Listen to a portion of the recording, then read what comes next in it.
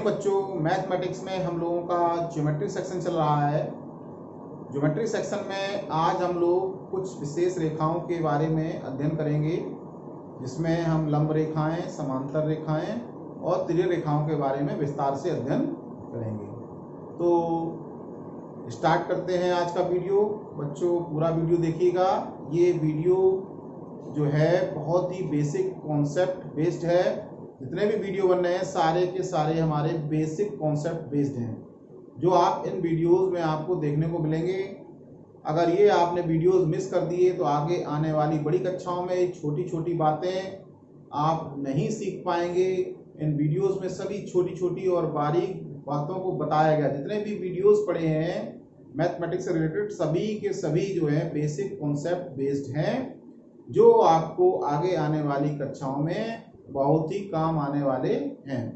अगर ये आप नहीं समझेंगे, नहीं सीखेंगे तो आगे आने वाली कक्षाओं में आपको दिक्कत होगी, और बड़ी कक्षाओं में छोटी छोटी बातें पूछने में शर्म भी लगती है, झिझक भी आती है, क्योंकि छोटी छोटी बातें हम पूछेंगे तो हमारे मन में प्रश्न उठता है, कहीं दूसरे लोग जो हैं वो क्या कहेंगे हमारे बारे में, किसको इतना भी नहीं आता, ये छोटी चीज़ नहीं आती।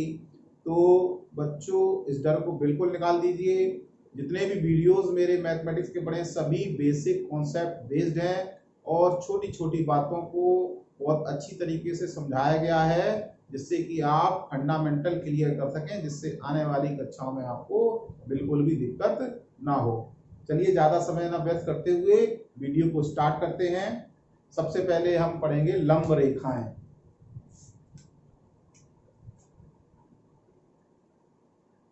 लंब रेखाएं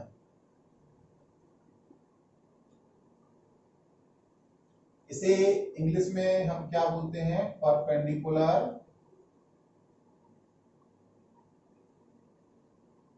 लाइंस, लंब रेखाएं। ठीक है, जैसा कि नाम से ही क्लियर हो रहा है, लंब रेखाएं यानी वो लंबवत होंगी, यानी कोई दो रेखाएं इस तरीके से होंगी, यानी एक दूसरे पे लंबवत होंगी। यानी एक रेखा ये है और एक रेखा ये क्या आपस में कितना बना रही है? 90 अंश का कोण बना रही है, समकोण बना रही है। यानी दो रेखाखंड हमारे इस तरीके से, दो रेखाएं हमारी कि आपस में एक दूसरे को प्रतिच्छेदित कर रही हैं, और किस तरीके का कोण बना रहे हैं? 90 अंश का। इधर भी 90 अंश का कोण बन रहा है, इधर भी और इधर भी। यानी एक दूसरे को कैसे काट रही हैं? 90 डिग्री के कोण पर काट रही हैं। तो ये रेखाएं हमारी क्या कहलाएंगी? लंब रेखाएं कहलाएंगी। इसे हम परिभाषित करना चाहें तो हम परिभाषित कैसे करेंगे? देखिए, जैसा आपने समझा उसी को हम भाषा के रूप में लिखेंगे। यदि दो रेखाएं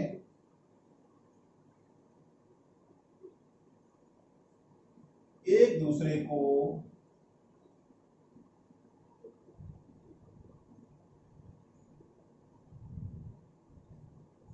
इस प्रकार प्रतिच्छेदित का मतलब प्रतिच्छेद करें, यानी दो रेखाएं एक दूसरे को काट रही हैं, यानी कटान बिंदु काट रही हैं, यानी प्रतिच्छेद कर रही हैं, यानी उसे प्रतिच्छेद बोलते हैं। यानी इस प्रकार यदि दो रेखाएं एक दूसरे को इस प्रकार प्रतिच्छेदित करें कि वे आपस में समकोण बनाए। समकोण का मतलब 90 अंश का कोण बनाए, समकोण यानी 90 अंश का कोण, समकोण बनाए, तो वे रेखाएं एक दूसरे पर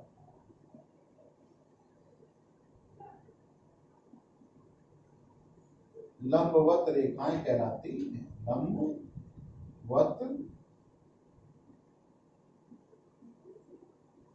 रेखाएं कहलाती।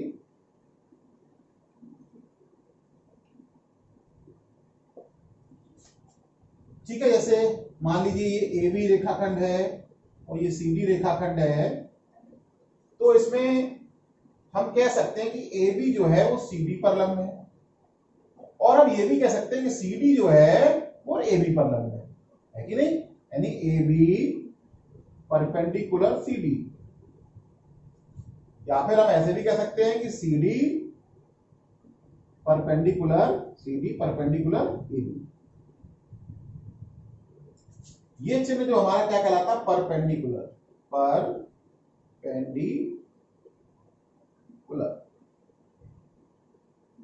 यानी लंब है। इसे हिंदी में अगर पढ़ना चाहें क्या कहेंगे? लंब है। यानी इसे हिंदी में पढ़ेंगे तो क्या कहेंगे? A B perpendicular C D को पढ़ेंगे तो क्या कहेंगे? ए बी लंब है सी डी पर।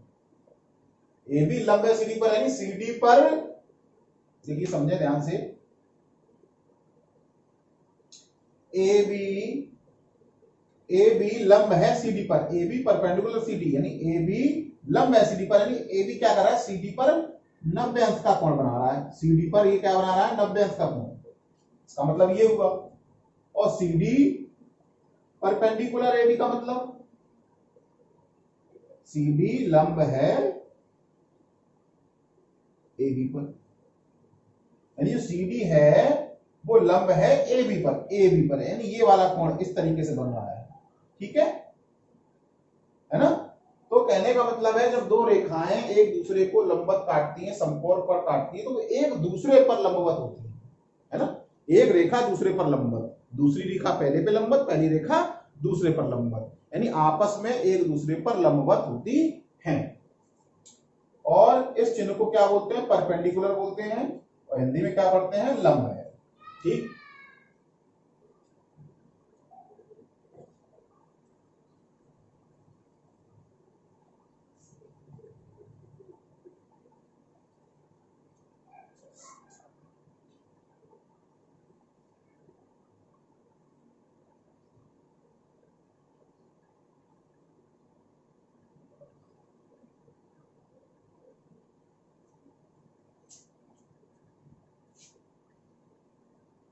समांतर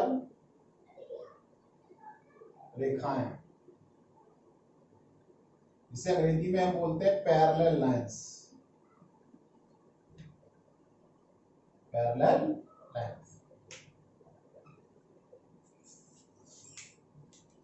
समांतर रेखाएं यानी दो या दो से अधिक, समांतर रेखाओं की बात करेंगे तो उसमें दो या दो से अधिक रेखाएं हम ले सकते हैं, क्योंकि समांतर रेखाएं दो भी हो सकती हैं, तीन भी हो सकती हैं, चार भी हो सकती हैं, पांच भी हो सकती हैं, और अनगिनत हो सकती हैं। ये नहीं कह सकते चार रेखाएं आपस में समांतर होंगी, यानी समांतर रेखाएं बहुत सारी हो सकती हैं जो आपस में समांतर हैं। यानी कहने का मतलब है बहुत सारी रेखाएं ऐसी हो सकती हैं जो आपस में समांतर हों। इसलिए हम जब भी समांतर रेखाओं की बात करेंगे तो हम उसमें लेंगे दो या दो से अधिक रेखाएं।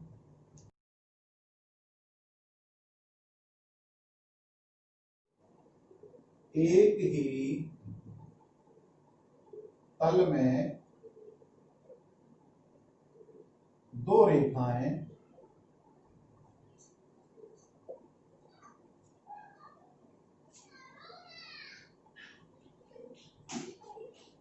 जो समान दूरी पर हैं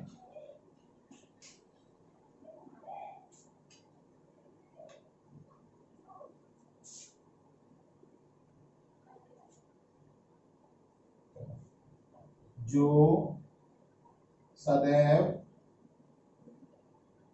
समान दूरी पर हैं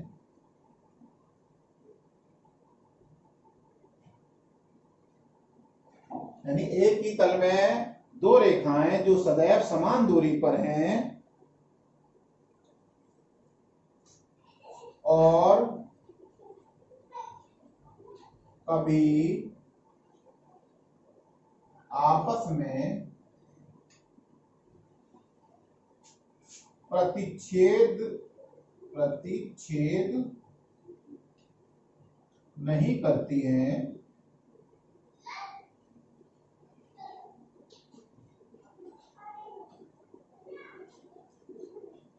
एक ही तल में दो रेखाएं जो सदैव समान दूरी पर हैं और कभी आपस में प्रतिच्छेद नहीं करती है, समांतर रेखाएं कहलाती हैं।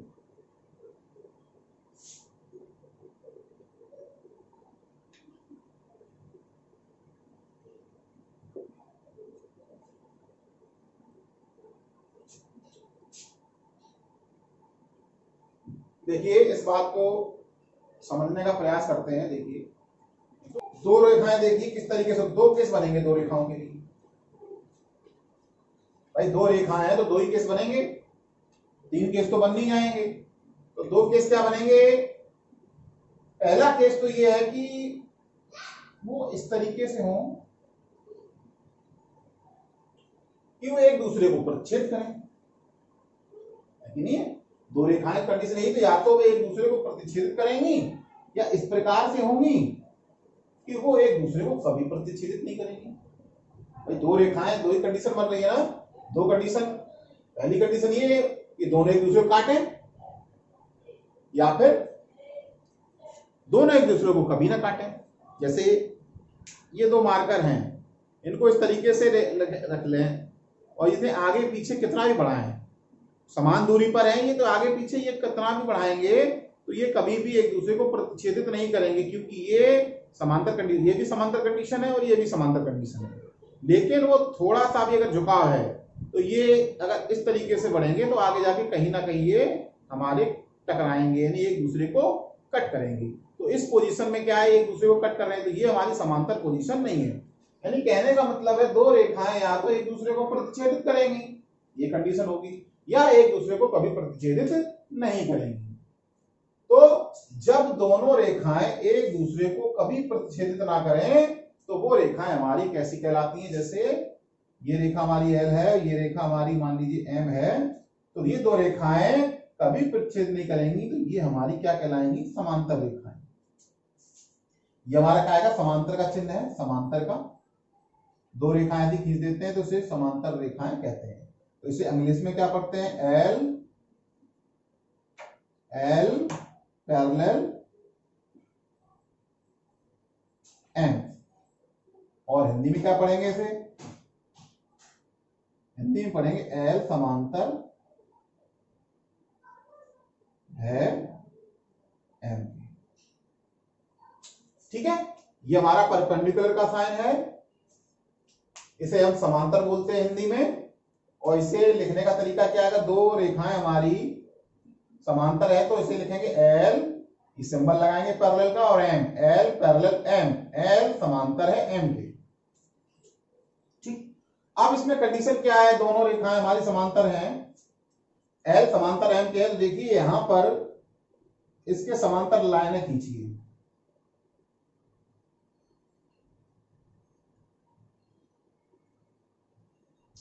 ठीक है, तो हम एक लाइन खींच रहे हैं, ये परपेंडिकुलर एकदम लंबवत दूरी है ये, और इसके समांतर रेखाएं खींचेंगे हम, तो सभी की सभी रेखाएं कैसी होंगी? बराबर होंगी। ठीक है, और जब इस कंडीशन में हम देखिए खींचे, कोई एक रेखा यदि खींच ली और इसके समांतर हम और रेखाएं खींचेंगे, तो देखिए समांतर रेखाओं की लंबाइयां बढ़ती चली जा रही हैं। तो ये हमारी क्या है? इस कंडीशन में क्या है? समांतर रेखा, एक रेखा है, इसके समांतर रेखा खींच रहे हैं, समांतर रेखाओं की लंबाई बढ़ती चली जा रही है, जबकि इस केस में समांतर रेखाओं की लंबाई जो है कैसी है? बराबर है। ठीक है, जब समांतर रेखाओं की लंबाई जो है, बीच की दूरी जो है हमेशा समान हो, यानी इस पॉइंट पर देखिए लंबवत दूरी, इस पॉइंट पर लंबवत दूरी, इस पॉइंट पर लंबवत दूरी, इस पॉइंट पर, यानी प्रत्येक पॉइंट पर, प्रत्येक बिंदु पर लंबवत दूरी हमारी समान होती है, तो वो रेखाएं हमारी समांतर रेखाएं कहलाती हैं। हमने लिखने का तरीका जाना, समांतर रेखाओं को इस तरीके से लिखते हैं। मान लीजिए दो की जगह तीन रेखाएं हैं, 1, 2 और 3। ये रेखा, इसका नाम L ले लेते हैं, इस रेखा का नाम मान लीजिए M ले लेते हैं, इस रेखा को हम N ले लेते हैं। और तीनों ही रेखाएं क्या है? एक दूसरे पर समांतर हैं। तीनों रेखाएं कैसे हैं? एक दूसरे के समांतर है, यानी L समांतर है M के और M समांतर है N के। जब L समांतर है M के और M समांतर है N के, तो सीधी सी बात है कि L भी समांतर होगा M के। समझ में आ गया? L समांतर है M के, ये और ये समांतर रेखाएं हैं। इसी प्रकार M समांतर M के, M और N समांतर रेखाएं हैं। तो सीधी सी बात है, जब L समांतर M के और M समांतर N के, तो L भी समांतर होगा M। ये हम कह सकते हैं, जब दो रेखाएं एक दूसरे के समांतर तो आपस में भी वो समांतर होंगी। और इसका मतलब हमारा क्या निकल के आया, L समांतर M के, M समांतर N के, यानी तीनों ही रेखाएं आपस में कैसी हैं, समांतर हैं। तीनों ही रेखा आपस में पैरेलल हैं।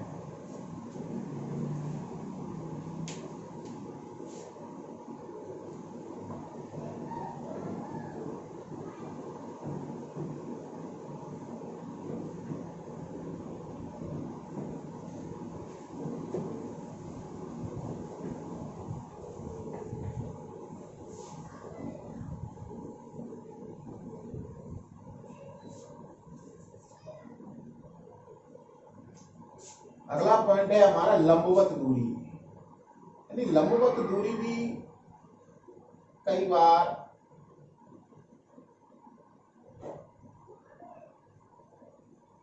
इस शब्द का सामना हमको करना पड़ता है। तो हम ये समझ लें आज कि लंबवत दूरी कहते किसे, है ना। तो लंबवत दूरी क्या होती है, न्यूनतम दूरी होती है, दो पॉइंट्स के बीच की न्यूनतम दूरी। इन्हीं दो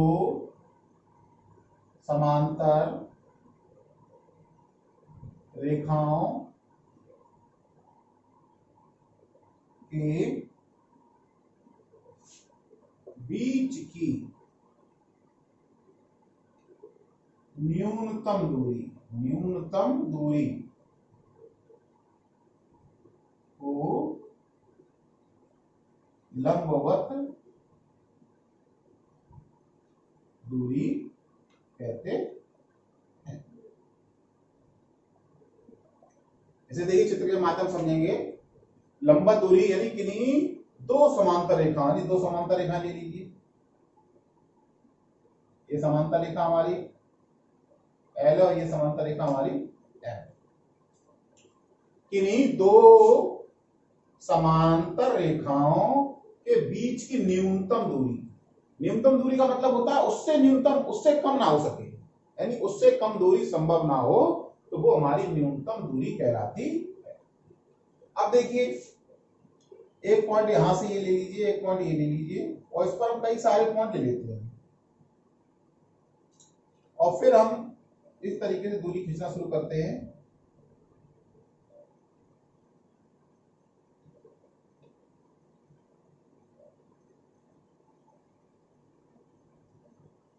देखिए, ये कुछ दूरियां हैं। इस बिंदु से ये इस वाली समांतर रेखा पर है, मान लीजिए ए बिंदु है, ये B C D E F G H I J, कई सारे मैंने बिंदु ले लिए हैं, ठीक है। और ए बिंदु से हमने ये रेखाएं हमने खींची हैं। अब आप देखकर अंदाजा लगाइए कि सबसे छोटी लंबाई की रेखा कौन सी होगी। तो जब आप ध्यान लगाएंगे तो आपको पता चलेगा कि ये जो है ई बिंदु वाली है, ये ई बिंदु वाली यानी ए रेखा जो है, ए रेखा जो है सबसे छोटी रेखा हमें नजर आ रही होगी। देखिए, ये इस वाली रेखा से कंपेरिजन इसका करेंगे, ये भी बड़ी है, ये भी बड़ी है, और इससे ये भी बड़ी है, ये भी बड़ी है, यानी सबसे छोटी कौन सी है, ये। जब इस AE की बात करेंगे तो AE रेखा तो इस पर क्या बनाएगी, 90 अंश का कोण बनाएगी। तो हम AE की रेखा का ये कोण नापेंगे, M रेखा पर कितने डिग्री का कोण बना रही है, तो पता चलेगा, जब हम नापेंगे तो नापने पर हमें ज्ञात होगा कि 90 डिग्री का कोण बना रही है, समकोण बना रही है, यानी समकोण बना रही है, यानी समकोण बनाएगी तो AE रेखा हमारी कौन सी जाएगी, लंब रेखा हो जाएगी। और यही AE दूरी है, यही हमारी लंबवत दूरी कहलाएगी, लंबवत दूरी, ठीक है। यानी किन्हीं दो समांतर रेखाओं के बीच की न्यूनतम दूरी, न्यूनतम है ना, बाकी सब तो इससे अधिक ही है, ये भी अधिक है, ये भी अधिक, ये भी अधिक, ये भी अधिक। सबसे न्यूनतम कौन सी लंबाई है? ये लंबाई, यानी ए ही लंबाई जो सबसे न्यूनतम है, यानी सबसे न्यूनतम दूरी है, और न्यूनतम दूरी जो होती है वही हमारी लंबवत दूरी कहलाती है। ठीक है, तो किन्हीं दो रेखाओं, दो समांतर रेखाओं के बीच की न्यूनतम दूरी, कैसी न्यूनतम दूरी क्या कहलाती है? हमारी लंबवत दूरी कहलाती है। तो ये हमारी हो गया लंबवत दूरी का कॉन्सेप्ट कि लंबवत दूरी किसे कहते हैं। ठीक है,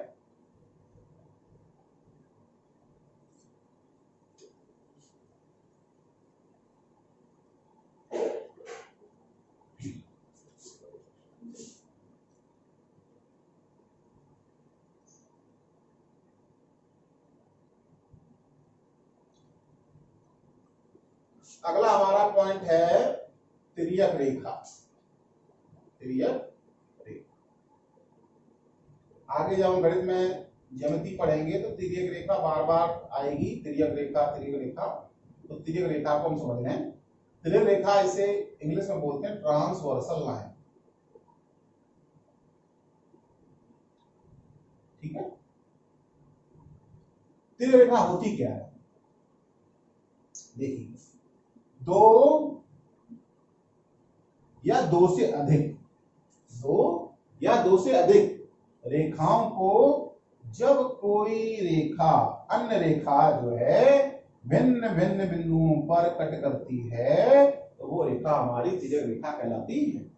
ठीक है, तिर्यक रेखा के लिए जरूरी नहीं कि तीनों रेखाएं हमारी कैसी हो, समांतर ही, इसलिए समांतर शब्द कहीं नहीं आएगा।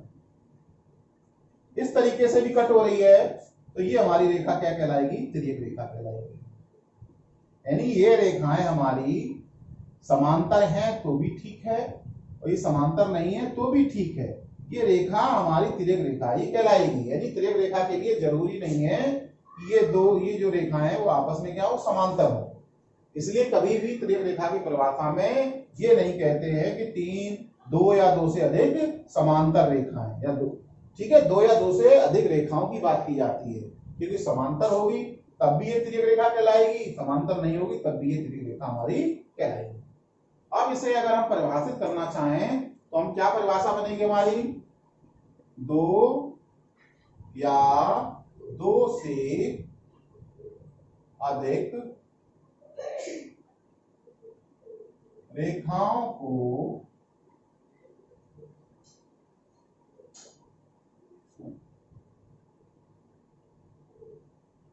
भिन्न भिन्न बिंदुओं पर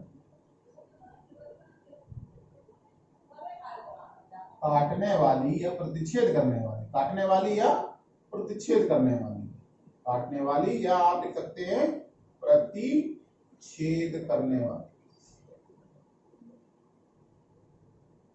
रेखा तिर्यक रेखा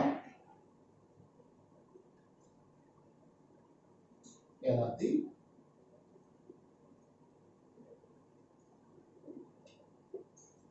ठीक है, त्रिरेखा इसे इंग्लिश में ट्रांसवर्सल लाइन बोलते हैं। दो या दो से अधिक रेखाओं, यानी दो या दो रेखाएं भी हो सकती हैं, जरूरी तीन रेखाएं हो, दो रेखाएं भी हो सकती हैं, तीन रेखाएं भी हो सकती हैं, चार रेखाएं भी हो सकती हैं, यानी कई सारी रेखाएं हो सकती हैं। तो हम सिंपल से परिभाषा में क्या लेंगे? दो या दो से अधिक रेखाएं, यानी दो या दो से अधिक रेखाओं को भिन्न भिन्न बिंदुओं पर, इस रेखा को इस बिंदु पर काटा, इस रेखा को इस बिंदु पर काटा, तो ये हमारी क्या कहलाएगी? ये हमारी रेखा क्या कहलाएगी? तिर्यक रेखा कहलाएगी। एक और एग्जांपल के माध्यम समझते हैं। देखिए,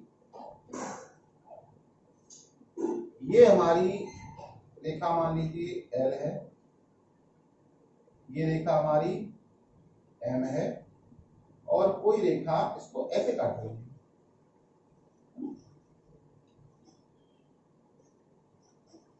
तब भी ये रेखा हमारी तिर्यक रेखा कहलाएगी। बच्चों माइंड में कौन सा फील करेंगे? ऐसी काटे तभी, वो किसी प्रकार भी काट सकती है, नहीं ऐसे भी काट सकती है, ऐसे भी काट सकती है, ऐसे भी, यानी किसी प्रकार भी प्रतिच्छेद कर रही है, किसी भी प्रकार प्रतिच्छेद कर रही है, तो वो हमारी रेखा हमारी क्या कहलाएगी, तिर्यक रेखा कहलाएगी। इस पोजीशन में भी कर सकती है। तो यहाँ पर ये एन क्या कहलाएगी, ये एन तिर्यक रेखा हमारी कहलाएगी। ठीक है, एन क्या हमारी तिर्यक रेखा है। तो हमारा कॉन्सेप्ट क्या था, तिर्यक रेखा। तो दोबारा समझ लें, तिर्यक रेखा दो या दो से अधिक, दो या दो से अधिक रेखाओं को भिन्न भिन्न बिंदुओं पर काटने वाली यानी प्रच्छेद करने वाली रेखा क्या कहलाती है, हमारी तिर्यक रेखा कहलाती है। ठीक है, तो ये हमारा तिर्यक रेखा का कॉन्सेप्ट हुआ। अब इसमें कुछ चीजें हम जानेंगे।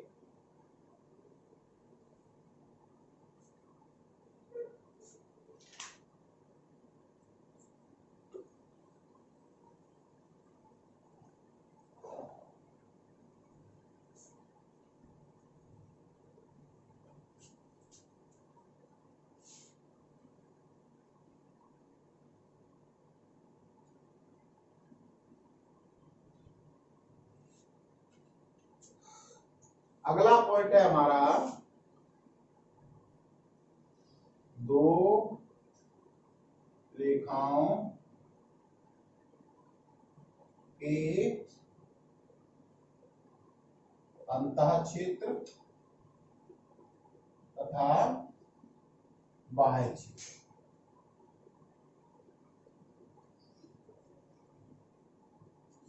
यानी अंतःक्षेत्र किसे कहते हैं और बाह्य क्षेत्र किसे कहते हैं। ठीक है, यानी अंतःक्षेत्र और बाह्य क्षेत्र। तो इसे चित्र के माध्यम समझते हैं। देखिए, दो रेखाओं की बात हो रही है, कहीं भी समांतर रेखाओं की बात नहीं हो रही है। वो समांतर रेखाएं भी हो सकती हैं अलग कंडीशन में। तो दो रेखाएं हमारी देखिए इस तरीके से हैं। ठीक है, अब इसमें अंतःक्षेत्र की बात हो रही है। तो अंतःक्षेत्र क्या है, दो रेखाओं के ये बीच का क्षेत्र, यानी ये वाला, इसके बीच का जो क्षेत्र है वो ये वाला, ये हमारा क्या कहलाएगा, अंतःक्षेत्र कहलाएगा, सीधी सी बात। और इन दो रेखाओं के ये बाहर का क्षेत्र है, ये जो क्षेत्र है वो हमारा क्या कहलाएगा, बाह्य क्षेत्र। सिंपल सा कॉन्सेप्ट है। मान लीजिए अगर कोई बिंदु P है, Q है, R है, S है, तो हम कह सकते हैं कि बिंदु R और S ये हमारे कहां है, बाह्य क्षेत्र में है।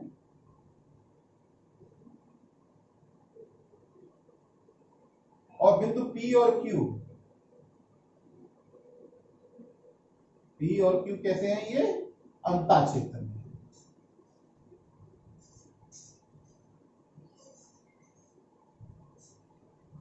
ठीक, समझ में आया। चित्र के माध्यम आसानी है, दो रेखाओं के बीच में है, जो बीच में है वो अंतःक्षेत्र, जो बाहर है वो बाह्य क्षेत्र। सिंपल सी बात है।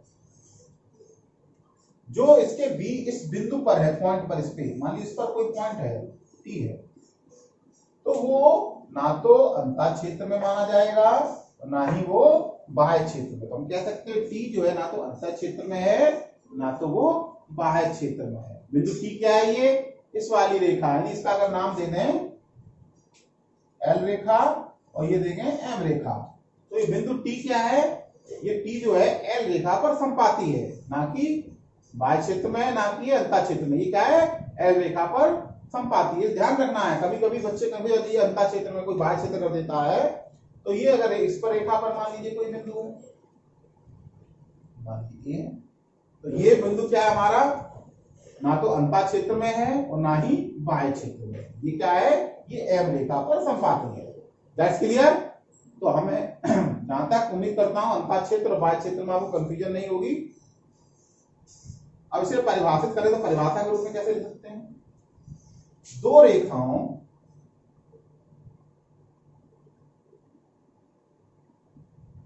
के बीच के क्षेत्र को अंतःक्षेत्र कहते हैं। अंतःक्षेत्र कहते, ठीक है, अंतःक्षेत्र हो गया। बाह्य क्षेत्र की बात करेंगे तो क्या कैसे कह सकते हैं? दो रेखाओं और अंतः क्षेत्र को छोड़कर,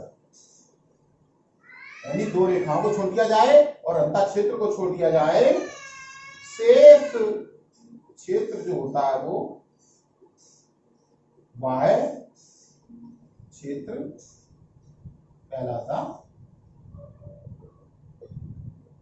ठीक है, अगर हम चीजों को अच्छी तरह समझ गए हैं तो उन्हें परिभाषा बनाने में हमें बिल्कुल भी कठिनाई नहीं होगी, हम आसानी से परिभाषा बना सकते हैं।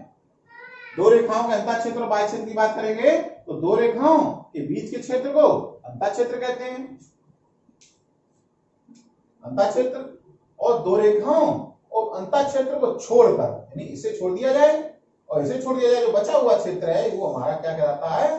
बाह्य क्षेत्र कहलाता है।